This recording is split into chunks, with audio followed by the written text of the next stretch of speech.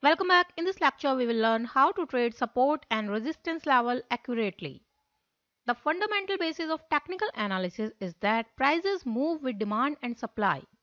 The level at which the demand is strong enough to prevent the price from declining further is known as support level, and the level at which a sufficient supply is available to stop the prices to increase is known as resistance level. By the time the price reaches to the support level, demand overcomes supply and prices stop to fall beyond that level. But support level doesn't always hold true. And when that support level is broken, it indicates that bulls have lost over the bears. And now sellers are ready to sell at even lower prices. And willingness to sell is more than to buy. Once a support level is broken, another support level will have to be established at a lower level, and this is the another support level. Here this was the support level, but prices penetrate this support level and this is the new support level. Alternately, as the prices move towards resistance, supply overcome the demand and prevent the price to move upward, and a break above resistance level shows that buyers are ready to buy at even higher prices. Here the willingness to buy is more than the selling, and we get a new resistance level. Here this was our first resistance level, and when this level is penetrated in upside, we get a new resistance level. This is our new resistance level. You can see here, once this resistance level is broken, now this is the support level for the prices and we get a new resistance level here.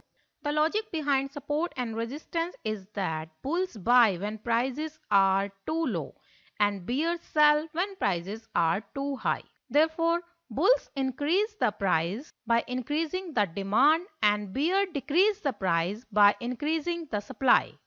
At support level, demand overcomes the supply, and at resistance level, supply overcomes the demand.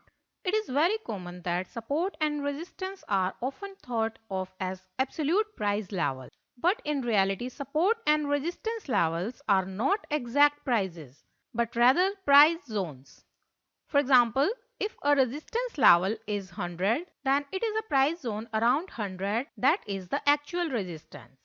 Here the stock may hit 99.5 level slightly below 100 level, or it may hit 100.5 level slightly above 100 level. Similarly, if a support level is $50, then it may hit that level accurately or it may penetrate slightly below that level. Here also prices are penetrating this level, so we cannot trade accurately that level, rather we should trade the support zone or the resistance zone.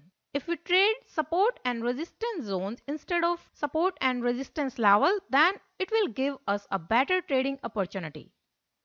The clue for determining how much the prices are tested by is how quickly or slowly prices move into that resistance or support zone.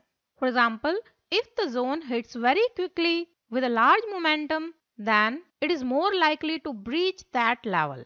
And if price moves slowly to that zone with low momentum, then they may only hit that level. Here prices are moving slowly to this resistance level and we can see momentum is slightly lower than this peak. So prices are just touching this level and retraced up to this support line.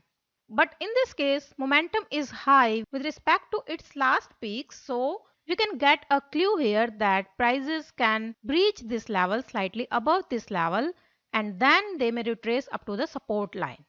In this way, we can trade support and resistance levels accurately if we focus on support and resistance zones rather than the levels. This was all about the support and resistance. Thanks for watching the lecture.